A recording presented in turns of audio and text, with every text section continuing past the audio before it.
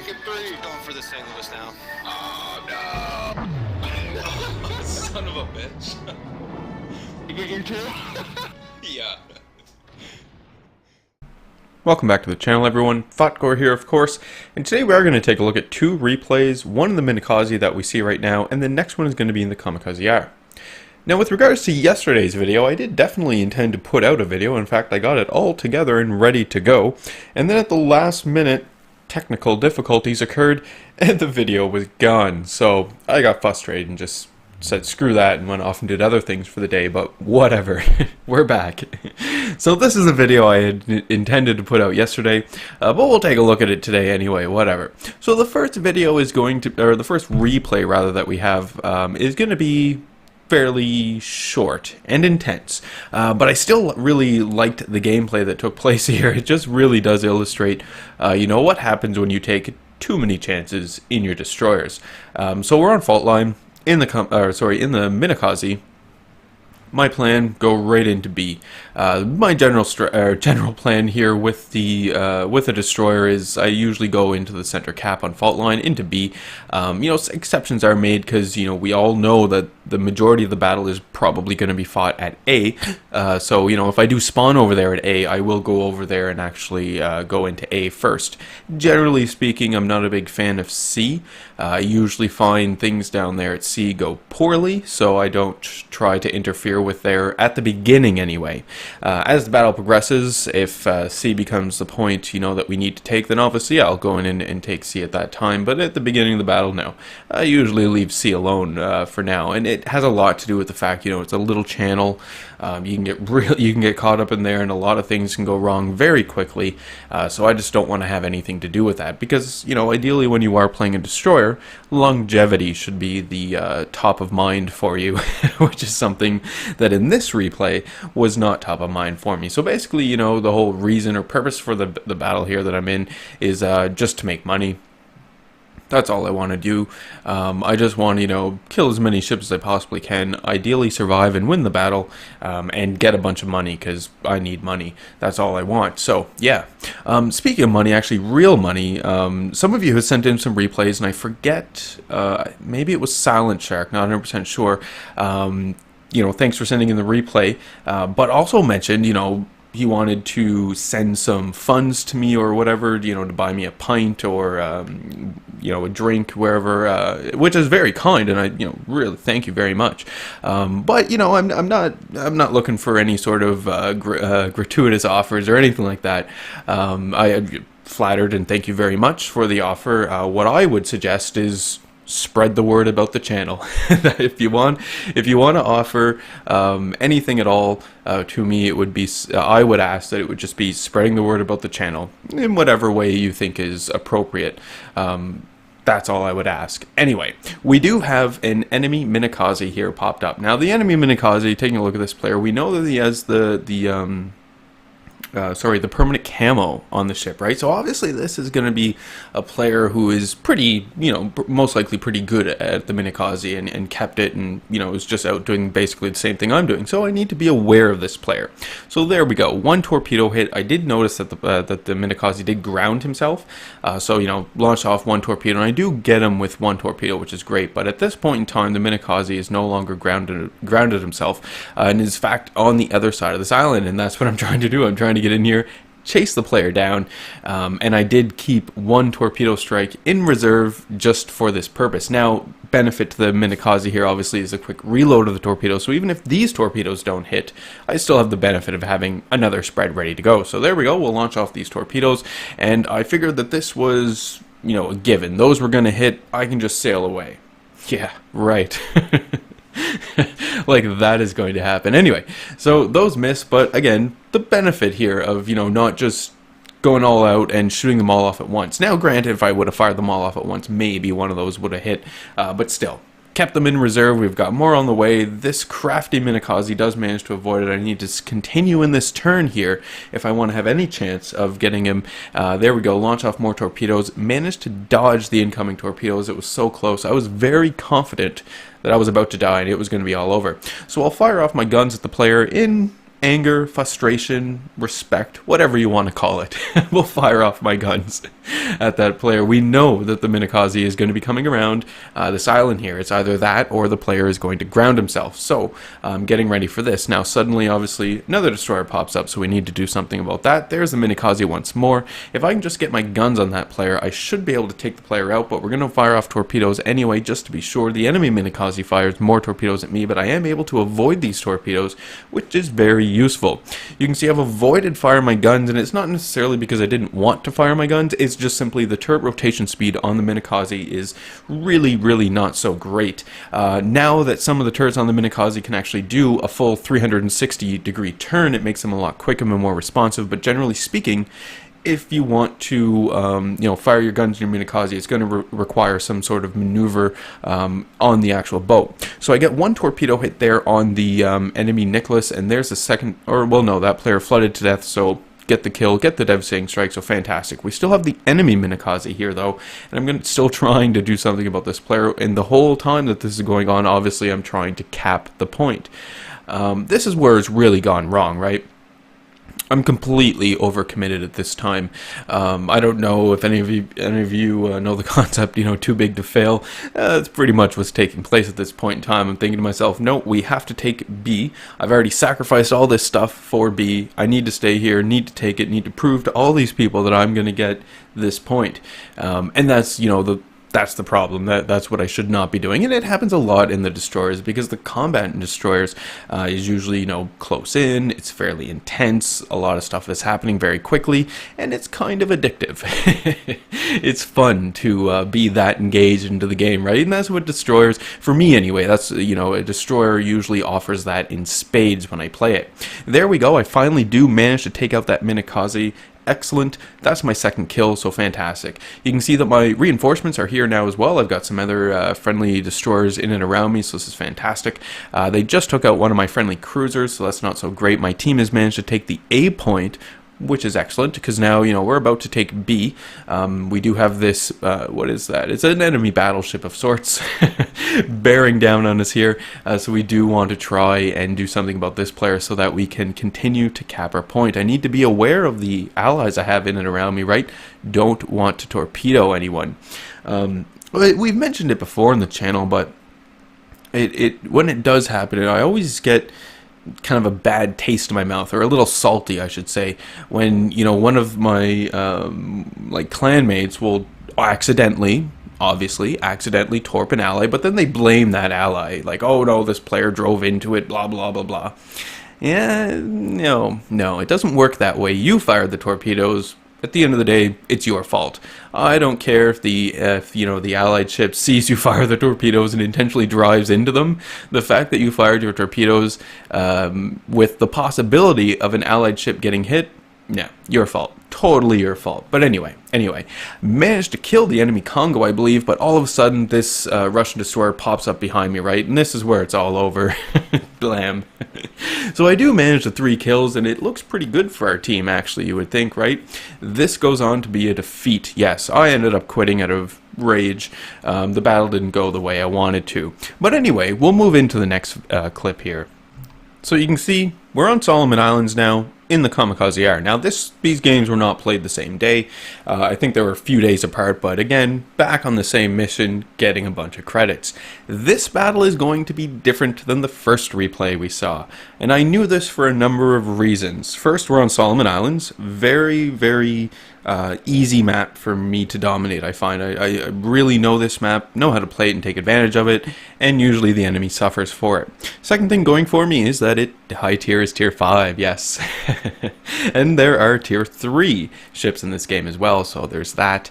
And then the final thing that I knew that this was going to be a good battle was it's not domination.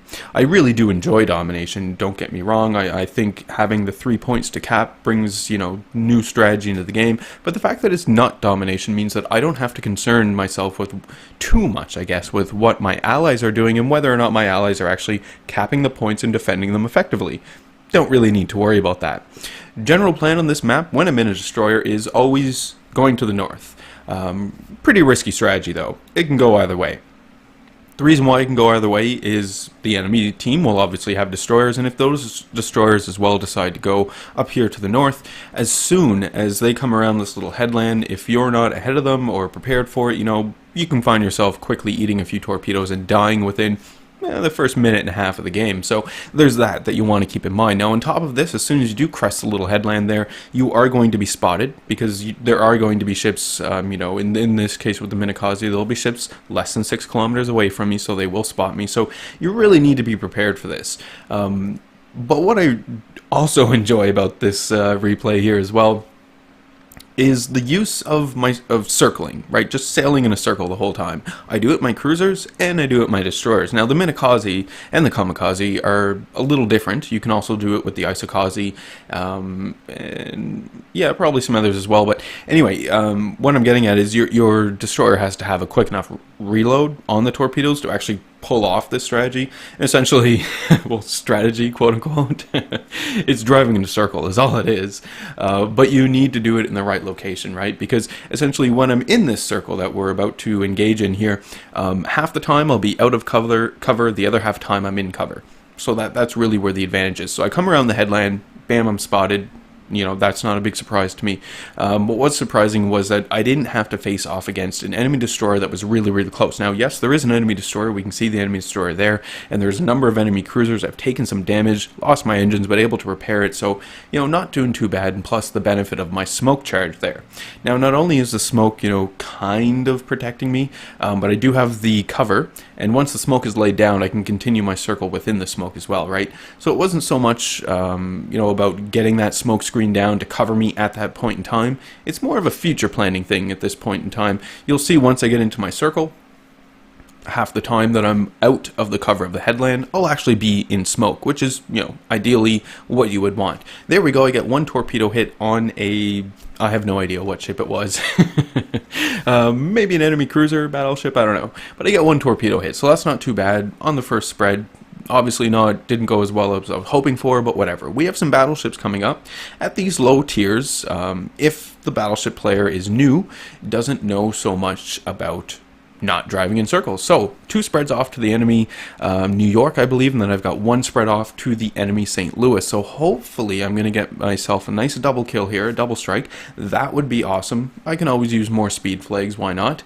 But if it doesn't happen, at the very least, I'm hoping to be able to take out one of these enemy ships. The big concern here is that the two torpedo spreads I sent at the enemy New York may not be able to kill the New York all in one go. So we can see the spread is looking pretty good. It doesn't look like the New York knew what was going on. I take out the St. Louis with a few torpedo hits there, and almost finish off the New York. It was so close. I did manage to get all 6 of those torpedoes, though, to hit both of those enemy ships, which was pretty good. So I fire in some shots. I do finally end up getting the kill on the New York there, but it's just too far spread apart there for the actual double strike. But whatever. I'm not going to be salty about it. Whatever, both those ships are dead now. So okay, we're going to come out from around the headland here, continue our circles. Taking a look at the enemy ships that I have around. So I do see the Omaha in front of me. Yeah, I don't really want to line up too much on the Omaha, but look at this enemy Wyoming. Very much within my torpedo range, or quickly coming within my torpedo range. Doesn't spot me. I can launch my torpedoes, basically stealth the whole time, and this player should have no idea what's about to happen. So we'll launch those off, and then we'll just, again, continue our circle. Now, the smoke is gone, but luckily, my allies, who are also up here in the north, and myself, have, been able to take out a few enemy ships here, and push the enemies back. So they're not as, close in our faces, so I don't really have to worry about becoming spotted. It's really the Omaha that we see there that is the biggest threat to me, and as long as he doesn't see me, I'm going to be fine. So we'll take a look at the torpedoes as they come into the enemy Wyoming. It doesn't look like this player knew what was happening at all, and we get 3 torpedo hits and get the kill. So another devastating strike for ourselves, and we're on to 3 kills now. Fantastic. It's at this point in the time in the battle, where I'm sort of thinking, what am I going to do next? Do I want to push around the headland and push down into the south, where essentially I'm going to be chasing the enemies the entire time into their base? This is not a good situation for destroyers, well, a torpedo boat destroyer like the Kamikaze are, because that means I'm going to be firing my torpedoes most of the time at enemies that are sailing away from me, which is ludicrous. I'm going to have to get really, really close to them. They're going to be able to spot me, and it's going to be risky. So instead, what I'll do is I'll just head them off.